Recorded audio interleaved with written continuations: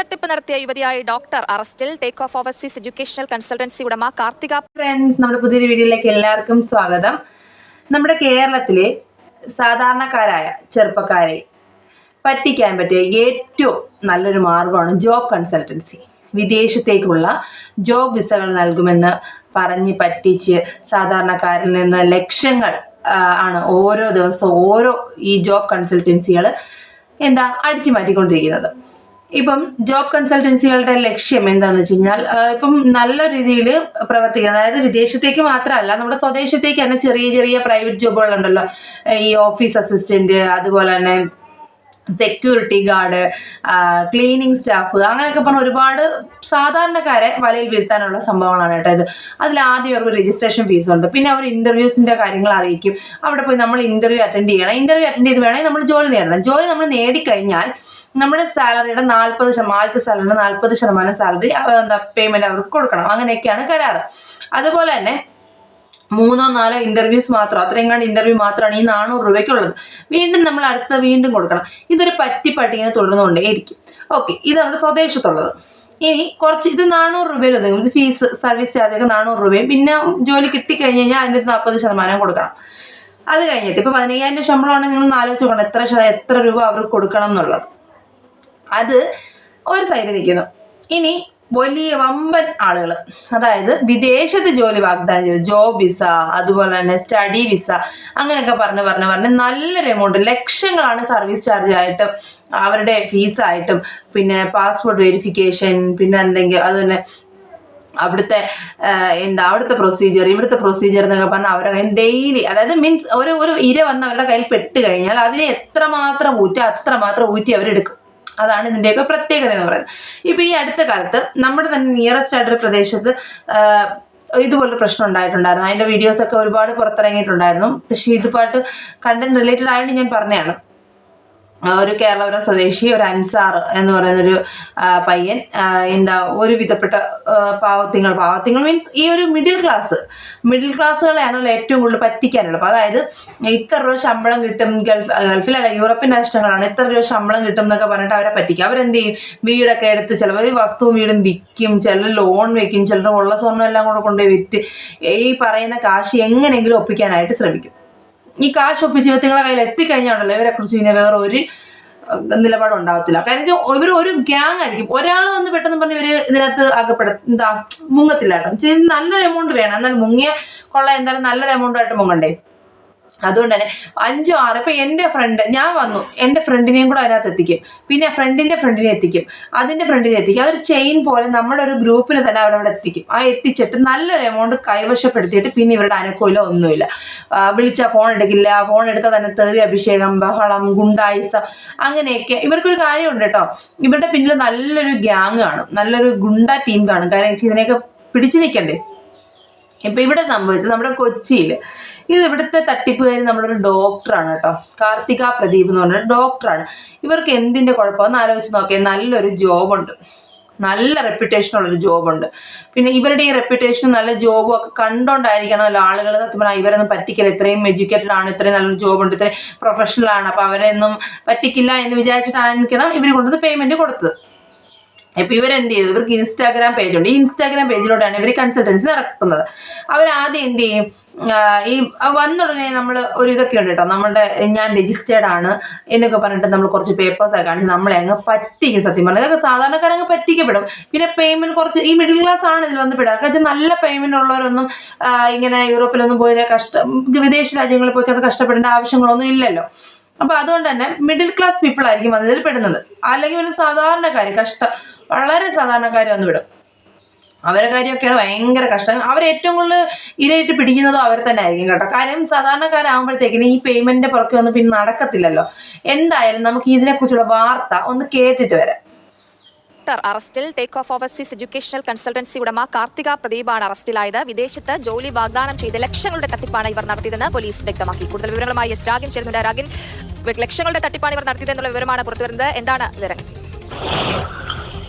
കഴിഞ്ഞ ദിവസം കോഴിക്കോട് നിന്നാണ് ഇവരെ എറണാകുളം സെൻട്രൽ പോലീസ് പിടികൂടിയത്.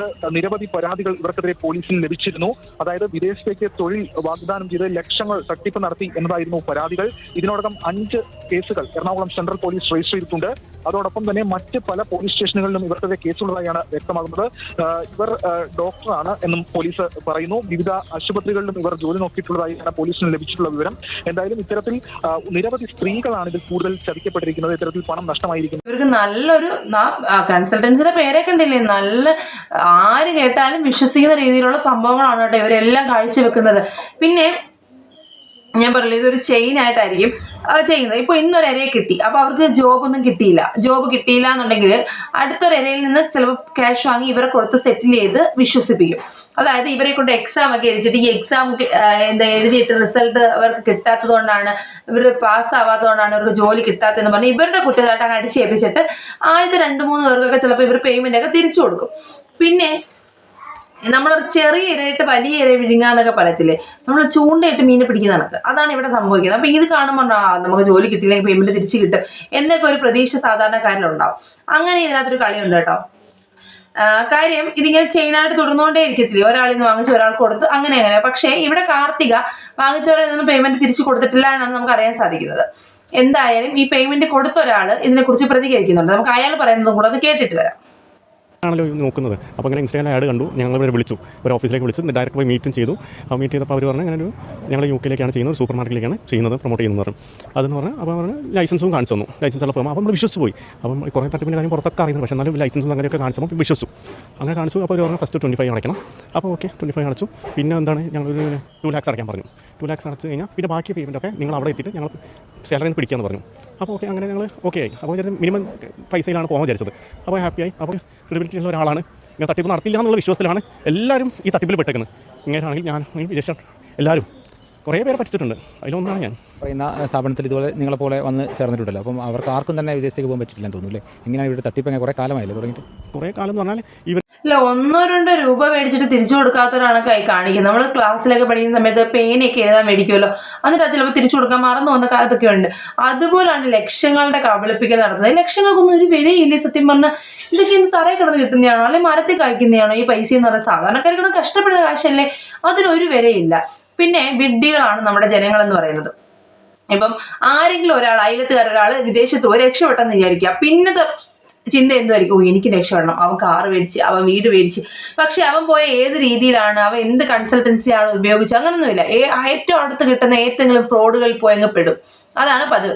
ഇതിനൊക്കെ ഓരോരോ മാനദണ്ഡങ്ങളുണ്ട്. ഇപ്പം ജോബ് വിസയൊക്കെ ചെയ്യുന്ന ഒരുപാട് നല്ല ടീംസ് ഒക്കെ ഉണ്ട്. അപ്പോൾ അവരെ നമ്മൾ നേരിട്ട് കോൺടാക്ട് ചെയ്തിട്ട് അവിടെ എത്തിപ്പെട്ടവർ, അതായത് ഇപ്പം വിദേശത്ത് ജോലി ചെയ്യുന്നവരെടുത്ത് അതിൻ്റെ റിവ്യൂസ് തിരക്കണം. അതായത് നിങ്ങൾ ഏത് കൺസൾട്ടൻസി മുഖേനയാണ് പോയത്, നിങ്ങൾക്ക് എത്ര രൂപയാണ് ഇതിനു വേണ്ടി ചിലവായത്, എന്തെല്ലാം പ്രൊസീജിയറാണ് ഉണ്ടായത്, അതൊന്നും തിരക്കില്ല. പെട്ടെന്ന് കിട്ടണം. ഇതൊന്നും എനിക്ക് ആലോചിക്കാൻ, ഇതൊക്കെ നമുക്കിപ്പോൾ ഗൂഗിളുണ്ട്, അത് തന്നെ എന്താ വിരൽത്തുമ്പിൽ നമ്മുടെ ഇന്റർനെറ്റ് ഉണ്ട്. അതുപോലെ നമുക്ക് അന്വേഷിച്ചാൽ കിട്ടാത്ത കാര്യങ്ങളൊന്നുമില്ല. എല്ലാവരും വെൽ എഡ്യൂക്കേറ്റഡ് ആണ്, പക്ഷെ മന്ദബുദ്ധികളാണ് കാണാൻ എല്ലാം പെരുമാറുന്നത്. ആരും ഒന്നും അന്വേഷിക്കാൻ തയ്യാറല്ല. എല്ലാം ഞങ്ങളുടെ കൈ കുമ്പിളി കൊണ്ട് തരണം, എന്നാൽ ഞങ്ങൾ എടുത്തങ്ങ് വീഴും. അത്രേ ഉള്ളൂ. അതാണ് ഇപ്പോഴത്തെ ജനങ്ങൾ, സാധാരണക്കാരെന്നല്ല ഞാൻ ഉദ്ദേശിക്കുന്നത്, ഇപ്പോഴത്തെ ചെറുപ്പക്കാരുടെ ഇടയിലുള്ള പ്രശ്നം അതാണ് കേട്ടോ. അവർക്കൊന്നും അന്വേഷിക്കാനോ ഒന്നും കഴിയത്തില്ല. എല്ലാം കൈയുടെ വെള്ളയിൽ കൊണ്ട് കൊടുത്താൽ അവർ വാങ്ങിക്കും. അത്രമേ ഉള്ളൂ. അവർക്ക് ഒന്നിനെ കുറിച്ച് ചിന്തിക്കാനും കഴിയില്ല. ഇപ്പം പേരൻസിനെ കുറിച്ചാണെങ്കിൽ ചിലപ്പോൾ എഡ്യൂക്കേറ്റഡ് അല്ലാത്ത പേരൻസ് ആണ്, ചിലപ്പോൾ അവർക്ക് അതിനെക്കുറിച്ച് അറിയില്ലായിരിക്കും. പക്ഷെ ഇപ്പോഴത്തെ കുട്ടികൾ അങ്ങനെ അല്ലല്ലോ, വെൽ എഡ്യൂക്കേറ്റഡ് ആണ്. അവരുടെ ഈ പേരൻസ് കഷ്ടപ്പെട്ടാലും അവർക്ക് എഡ്യൂക്കേഷൻ കൊടുക്കുന്നുണ്ട്. അപ്പോൾ അതനുസരിച്ച് ഉപയോഗിക്കാൻ പഠിക്കണം. ഇപ്പം UK-യിലും USA-യിലും ഒക്കെ വർക്ക് ചെയ്യുന്ന ഒരുപാട് ആളുകളാണ്. അവരുടെ അടുത്ത് തിരക്കാം, നിങ്ങൾ എങ്ങനെയാണ് അവിടെ എത്തിയത്, എങ്ങനെയൊക്കെ പ്രൊസീജിയർ എന്തൊക്കെയാണ്, എത്ര പേയ്മെൻറ്റ് നിങ്ങൾക്ക് അതിന് വേണ്ടി കൊടുക്കേണ്ടി വന്നു, ആദ്യ ഘട്ടങ്ങൾ എന്തൊക്കെ, എല്ലാ കാര്യങ്ങളും കൃത്യമായിട്ട് തിരക്കി അതനുസരിച്ച് മുൻപോട്ട് നീങ്ങി കഴിഞ്ഞാൽ ആ ഒരു സെയിം കൺസൾട്ടൻസി സമീപിച്ച് ചിലപ്പോൾ 1 ലക്ഷം രൂപ, ചിലപ്പോൾ ഈ കുറച്ച് പേയ്മെൻറ്റ് കൂടെ ചിലപ്പോൾ അധികമായിരിക്കും. ഒരു മുൻ വർഷത്തിൽ നിന്ന് കുറച്ചും കൂടെ പേയ്മെൻറ്റ് അല്ലെങ്കിൽ കുറച്ച് എന്തെങ്കിലുമൊക്കെ മാറ്റങ്ങൾ വരുമായിരിക്കും. എന്നാലും പേടിക്കണ്ടല്ലോ. വിശ്വസനീയമായ സെന്ററുകളെ സമീപിക്കുക. അല്ലാതെ ഇൻസ്റ്റാഗ്രാമിൽ, ഫേസ്ബുക്കിൽ, യൂട്യൂബിലൊക്കെ കണ്ടു എന്ന് പറഞ്ഞിട്ട് ആരെങ്കിലുമൊക്കെ പറഞ്ഞു എന്നും പറഞ്ഞ് വിശ്വസിച്ച് അങ്ങോട്ട് ചാടാതെ ഇപ്പം നിലവിൽ അവിടെ ജോലി ചെയ്യുന്നവർ അവരുടെ കാര്യങ്ങളിൽ നിന്ന് മനസ്സിലാക്കി ഇത് മുന്നോട്ട് പോവുക. എത്ര പറഞ്ഞാലും മനസ്സിലാക്കുക. ഏറ്റവും കൂടുതൽ എനിക്ക് തോന്നുന്നു ഗൾഫിലോട്ടൊക്കെ പോകുന്നത് ഗൾഫുകാരുടെ ഒരുപാട് പറ്റിക്കപ്പെടുന്നുണ്ടല്ലോ, നമുക്ക് അറിയാൻ പറ്റുന്നുണ്ട്. വിസ തരാമെന്ന് പറഞ്ഞാൽ പറ്റിച്ചു എന്നൊക്കെ പറഞ്ഞാൽ നമ്മൾ ഒരുപാട് കാര്യങ്ങൾ കേട്ടിട്ടുണ്ട്. ഇപ്പം തിരിച്ച് യൂറോപ്യൻ രാജ്യങ്ങളിലേക്ക് പോകാനായിട്ടുള്ള വിസയാണ്. ഇപ്പം കാനഡ, അയർലൻഡ് അങ്ങനെയൊക്കെ ഒരുപാട് എനിക്ക് തോന്നുന്നു ഇഷ്ടം പോലാണ് കേട്ടോ ഇങ്ങനെ വരുന്നത്. നിങ്ങൾക്ക് അവിടെ ജർമ്മനിയിൽ പോകാം, നഴ്സിംഗ് പഠിക്കാം, MBBS പഠിക്കാം, അങ്ങനെയൊക്കെ പറഞ്ഞിട്ട് ഒരുപാട് ആണ് നമ്മൾ ഡെയിലി കാണുന്നത്. അപ്പൊ ഇത്ര കാര്യങ്ങളേ ഉള്ളൂ. നിങ്ങൾ പഠിക്കുക, വിദേശത്ത് പോയി ജോലി ചെയ്ത് നിങ്ങളുടെ ഫാമിലിയൊക്കെ നോക്കുക എന്ന് പറയുന്നത് നല്ല കാര്യം തന്നെയാണ്. പക്ഷേ അതിന് വിശ്വസനീയമായ സ്ഥലങ്ങളെ സമീപിക്കുക. അതിന് ഒരുപാട് പ്രൊസീജിയർ ഉണ്ട്. ആ പ്രൊസീജിയറൊക്കെ കൃത്യമായിട്ട് നിറവേറ്റി നല്ല പോലെ ജോബ് വാങ്ങാൻ ശ്രമിക്കുക. ഓക്കെ, ഇനിയും വഞ്ചിതരാകാതിരിക്കുക, പറ്റിക്കപ്പെടാതിരിക്കുക. ഈ നമ്മുടെ സമൂഹത്തിൽ ഏറ്റവും ഉയർന്നു നിൽക്കുന്നവരാണ് ഏറ്റവും കൂടുതൽ പറ്റിക്കുന്നത് കേട്ടോ. അവരെയും കൂടെ സൂക്ഷിക്കുക. കള്ളമൊക്കെ നമ്മൾ ചതിയൊക്കെ പെട്ടെന്ന് മനസ്സിലാക്കാൻ ശ്രമിക്കുക. അതായത് ആരെയും കണ്ണടച്ച് വിശ്വസിക്കാതെ അതിന്റെ കൃത്യമായ വേയിലൂടെയൊക്കെ മുന്നോട്ട് പോവുക. ഓക്കെ ഫ്രണ്ട്സ്, പുതിയൊരു വീഡിയോ കാണുന്നവരെല്ലാവർക്കും tata bye bye, see U.